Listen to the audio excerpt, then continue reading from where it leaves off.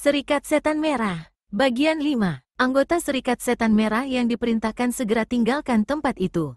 Semakin tinggi baiknya sang surya, semakin banyak para tamu mendatangi tempat pertemuan di Bukit Batu Merah itu. Wiro dan Kemala duduk pada deretan bangku kayu ke-6 di barisan sebelah kanan. Memandang berkeliling sesaat, Wiro kemudian berbisik pada Kemala. Aku melihat pengemis budiman di deretan kursi paling belakang, baris sebelah kiri. Dia membawa beberapa orang muridnya. Kakek ini benar-benar berani mati, datang ke sarang macan tanpa menyamar. Dia lebih menunjukkan jiwa kesatria daripada kita. Tukas Kemala. Wiro hendak menyahuti, tapi terpaksa batalkan ucapannya karena tiba-tiba terdengar suara seperti bunyi gong. Keras, menggema dan menggaung panjang di seantero puncak bukit. Pada saat itu tampak seorang lelaki separuh baya, berpakaian dan berikat kepala merah darah, melangkah naik ke atas panggung.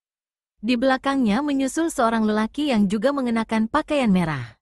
Namun orang ini menutupi wajahnya dengan sebuah kantong kain berwarna merah yang diberi berlobang pada bagian mata dan bawah hidung.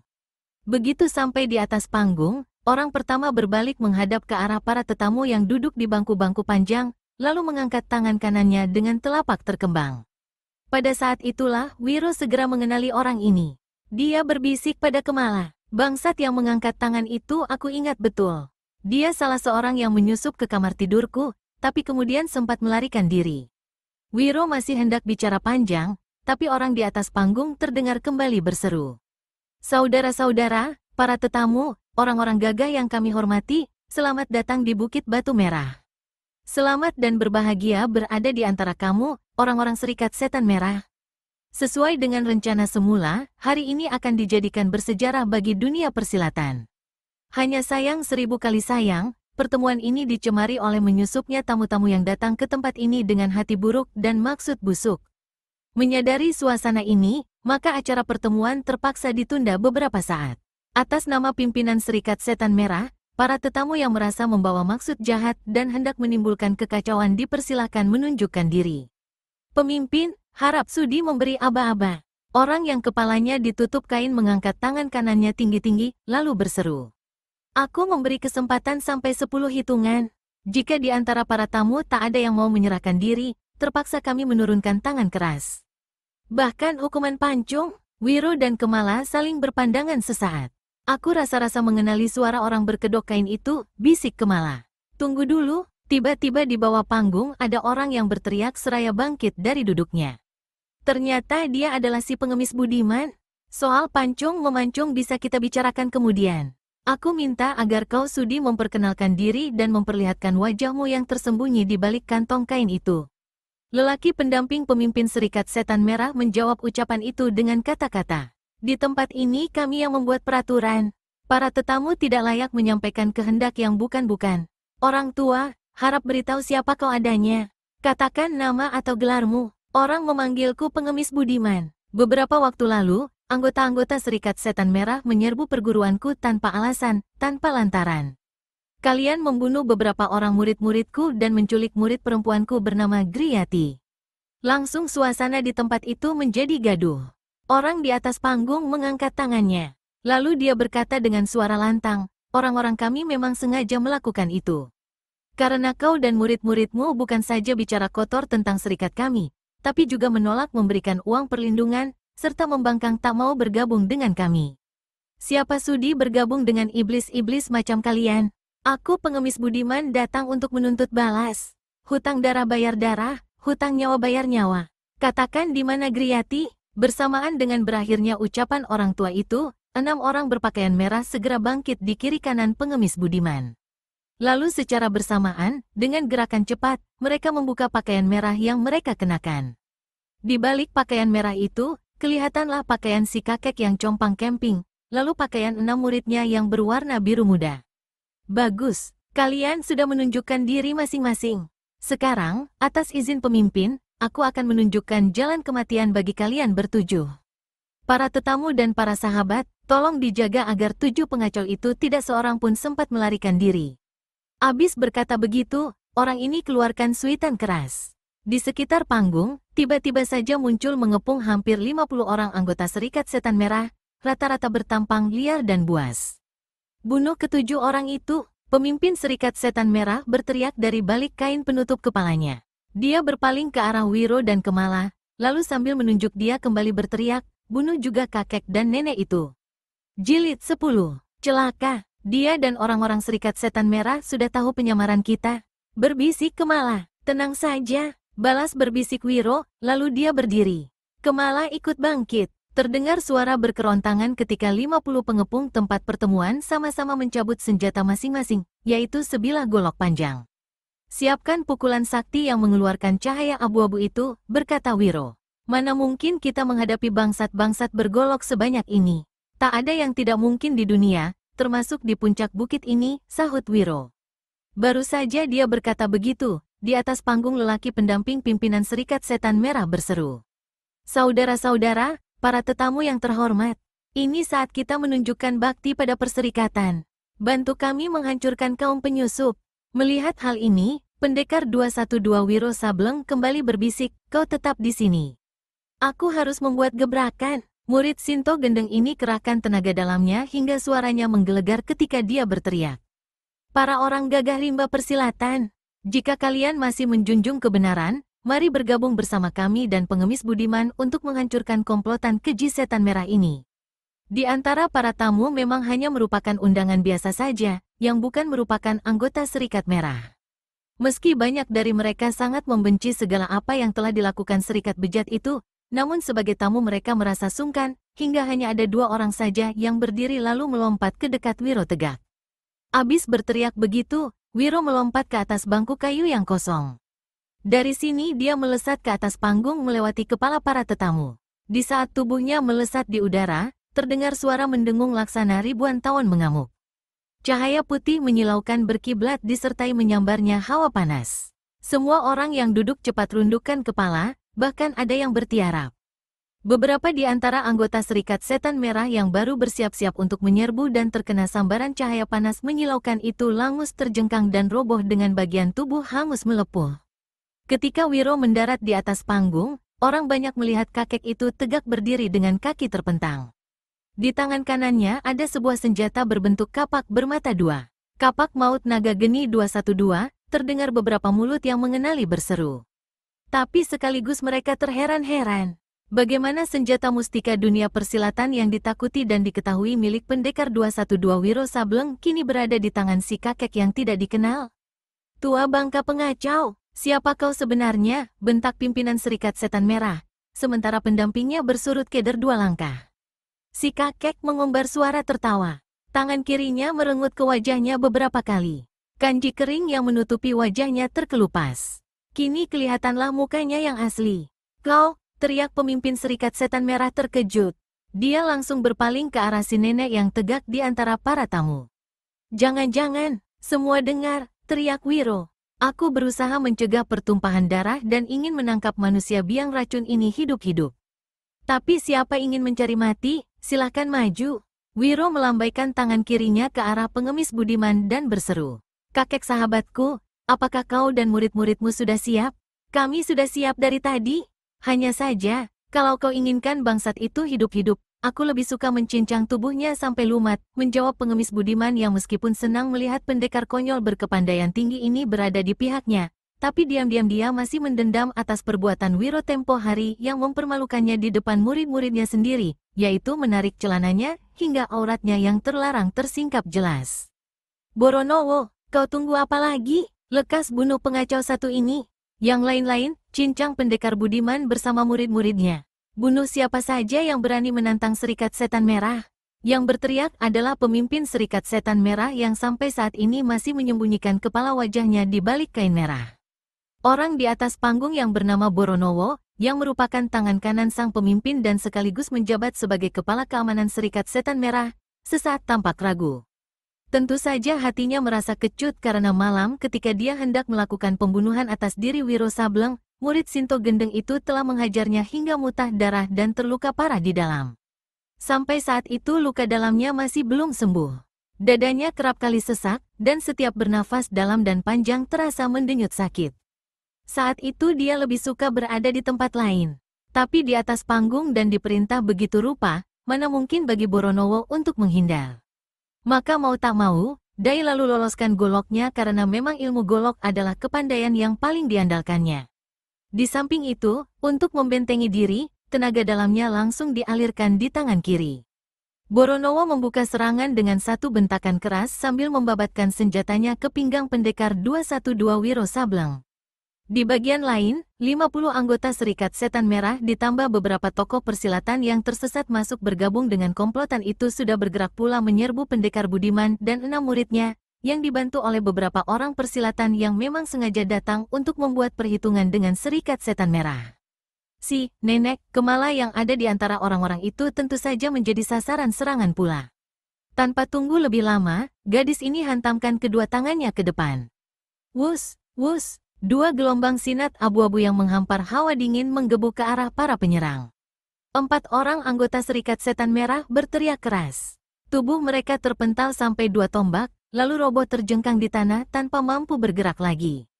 Masing-masing menjadi kaku dan sekujur tubuh terasa dingin laksana dibungkus es. Rahang mereka menggembung, geraham bergemelatakan. Akhirnya keempat orang ini menemui ajal dengan muka mengkerut dan mulut menganga. Betapapun tingginya tingkat kepandaian Kemala, namun dikeroyok oleh lebih 10 orang lawan membuat gadis ini serta-merta terdesak hebat. Dengan nekat, dia merampas golok salah seorang anggota Serikat Setan Merah. Lalu dengan golok di tangan kanan dan tongkat bambu kuning di tangan kiri, gadis ini mengamuk. 2 orang rebah mandi darah. Namun serangan bukannya berkurang. 4 orang lagi datang menyerbu, hingga kini ada 12 orang yang mengeroyok sang dara, kemudian ditambah lagi oleh seorang tokoh silat bertubuh bungkuk yang merangsak dengan sebuah senjata berbentuk celurit besar. Kembali murid Ki Ageng Kuncoro Bekti ini terdesak hebat. Pendekar Budiman dan 6 muridnya, serta 3 tokoh silat yang ikut membantunya saat itu harus menghadapi gempuran lebih dari 30 orang anggota Serikat Setan Merah. 2 di antaranya adalah Sangai dan Galut. Pendekar Budiman mengamuk dengan senjatanya, yaitu tongkat akar pohon. Benda ini berkelebat kian kemari, menggebuk dan menusuk. 2 korban pertama segera menjadi korban si kakek. 1 pecah kepalanya, 1 lagi ambrol perutnya ditembus ujung tongkat. Namun, seperti juga Kemala, keadaan pendekar tua dan murid-muridnya itu segera terjepit dalam kurungan para pengeroyok. Si kakek kertakan rahang. Tongkatnya diputar secara aneh hingga berubah seperti sebuah titiran. Terdengar pekik di sana-sini. Korban jatuh lagi di pihak anggota Serikat Setan Merah. Tapi salah seorang murid pendekar Budiman saat itu tidak mampu loloskan diri dari satu serangan serentak yang dilancarkan 3 orang anggota komplotan serta seorang tokoh silat golongan hitam. Tubuhnya terkutung di bagian bahu kiri, roboh mandi darah. Lalu selagi dia mengerang kesakitan, 1 tusukan golok menembus lehernya. Pendekar Budiman menggembor marah menyaksikan kematian muridnya itu. Tongkat akar kayu terus diputar, sementara tangan kirinya dengan cepat menyusup ke balik pakaian. Begitu dikeluarkan, langsung dihantamkan ke depan. Terdengar suara berdesing sewaktu selusin paku halus menderu di udara. 5 anggota Serikat Setan Merah terpekik. 7 lainnya masih sempat melihat melesatnya senjata rahasia itu, lalu cepat-cepat jatuhkan diri cari selamat. Meski banyak dari kawan-kawan mereka sudah menemui ajal, tapi anggota-anggota Serikat Setan Merah benar-benar nekat. Mereka terus merangsek, dan entah dari mana munculnya, tahu-tahu ada 10 lagi orang berpakaian merah memasuki ajang pertempuran. Jilid 11. Kembali ke atas panggung. Ketika golok lawan menyambar ke arah pinggangnya, Wiro sengaja tidak menangkis dengan kapak naga geni 212. Dia hindarkan serangan orang dengan melompat ke samping. Begitu serangannya luput, Boronowo langsung susul dengan serangan tangan kosong mengandung tenaga dalam tinggi. Namun pengerahan tenaga dalam yang begitu besar membuat luka dalamnya yang masih belum sembuh menjadi kambuh kembali. Dadanya langsung menyesak sakit, tapi orang ini berlaku nekat. Dalam keadaan begitu rupa, dia masih berusaha lepaskan pukulan. Angin deras menerpa ke arah pendekar 212. Murid Sinto Gendeng ini balas menangkis dengan pukulan tangan kosong, yaitu tangan kiri. Sang pendekar tampak tergotai-gontai, sebaliknya Boronowo terjajar beberapa langkah. Dari sela bibirnya, kelihatan ada darah mengucur yang kemudian diludahkannya ke bawah panggung. Tangan kirinya diangkat memegangi dada. Kucing buduk, Wiro berkata seenaknya, jika kau mau memerintahkan anak-anak buahmu menghentikan perkelahian, akan kuampuni selembar nyawamu. Setan alas, bangsat rendah, menyumpah Boronowo. Kalau malam itu aku tak dapat membunuhmu, saat ini jangan harap nyawa anjingmu bisa lolos dari tanganku. Lalu dia melompat ke depan. Goloknya berputar ganas dan aneh. Rupanya dia tengah mengeluarkan jurus-jurus ilmu goloknya yang paling hebat. Wiro merasa seperti ada selusin golok mencurah ke arah tubuhnya, mulai dari kepala sampai ke pinggang. Murid Shinto Gendeng dipaksa harus bergerak cepat untuk selamatkan diri. Dia melompat kian kemari, namun tubuhnya seperti satu magnet yang menarik senjata lawan. Golok itu terus mengikuti kemana dia bergerak. Bret, bret, pakaian pendekar 212 robek besar di bagian dada dan perut. Wiro melompat jauh sambil meringis kecut. Tengkuknya terasa dingin. Baru sekali ini dia menghadapi orang memiliki ilmu golok begitu luar biasa. Karenanya, ketika Boronowo kembali menyerbunya, tanpa tunggu lebih lama murid Shinto Gendeng angkat tangan kanannya. Terdengar suara menggaung disertai berkilatnya sinar putih perak menyilaukan. Terang, golok di tangan Boronowo patah dua dan terpental lepas dari tangannya. Bersamaan dengan itu, tubuhnya jatuh duduk di lantai panggung. Tangan kanannya terasa kaku dan panas. Dia berusaha bangkit, tapi belum lagi tubuhnya terangkat, satu tendangan melabrak dadanya. Tubuh Boronowo tercampak ke bawah panggung, bergulingan beberapa kali, lalu terhenti di depan serumpun semak belukar liar. Bukek, satu pukulan keras menghajar tengkuk pendekar 212. Murid Shinto Gendeng tersungkur ke panggung. Pangkal lehernya seperti patah, dan sakitnya bukan main. Tapi kemarahan pendekar ini pun bukan olah-olah. Sambil gulingkan diri ke kiri, dia menyaksikan pemimpin Serikat Setan Merah siap menghujamkan sebuah senjata berbentuk tombak pendek ke arah perutnya. Setan Merah keparat, beranimu membokong dari belakang. Rasakan kapak naga geni 212 ini, teriak Wiro marah. Setengah berlutut dia hantamkan senjata mustikanya ke depan, menyongsong tusukan tombak. Untuk kedua kalinya, di tempat itu terdengar suara berdentrangan. Tombak di tangan pemimpin Serikat Setan Merah patah tiga, dan patahannya mencelat ke udara. Pemiliknya sendiri tampak sudah melompat dengan muka pucat. Sekujur tangan kanannya terasa panas sekali. Sudah saatmu membuka kain penutup kepala itu? Perlihatkan tampangmu, manusia setan, ujar Wiro seraya melangkah mendekati. Yang didekati tiba-tiba membuka tangan kirinya dan melemparkan sesuatu yang sejak tadi dipegangnya. Wus, terdengar suara mendesis keras. Saat itu juga, panggung itu terbungkus oleh asap tebal berwarna kebiruan, membuat pemandangan pendekar 212 jadi terhalang. Pemimpin Serikat Setan Merah ini segera melompat dari panggung, berkelebat ke arah kiri. Kalau di atas panggung Wiro tidak dapat melihat kemana lenyapnya lawannya, lain halnya dengan orang-orang yang berada jauh di bawah panggung. Hampir semua orang, di antaranya Kemala dan pendekar Budiman, sempat melihat ke arah mana kaburnya pimpinan Serikat Setan Merah itu. Merasa tidak ada gunanya meneruskan perkelahian, apalagi dia dalam keadaan terdesak pula, maka Kemala yang sampai saat itu masih berada dalam penyamaran sebagai seorang nenek, keluarkan bentakan keras, menghantam dengan bambu serta golok rampasan yang ada di kedua tangannya. Begitu lawan tersibak, kesempatan ini dipergunakan si gadis untuk menyelinap keluar dari kalangan perkelahian dan lari ke jurusan timur. Sambil lari, Kemala berteriak, "Wiro, ikuti aku." Bangsat itu lari ke arah lereng timur. Dalam keadaan terbatuk-batuk, keluar dari kepungan asap, lalu melompat ke jurusan di mana dilihatnya Kemala berkelebat. Hal yang sama juga dilakukan pendekar Budiman begitu mendengar teriakan Kemala. Jauh-jauh datang untuk menuntut balas, malah ada anak muridnya yang sudah jadi korban. Maka, kalau sampai kehilangan musuh besarnya itu, dia akan mati penasaran.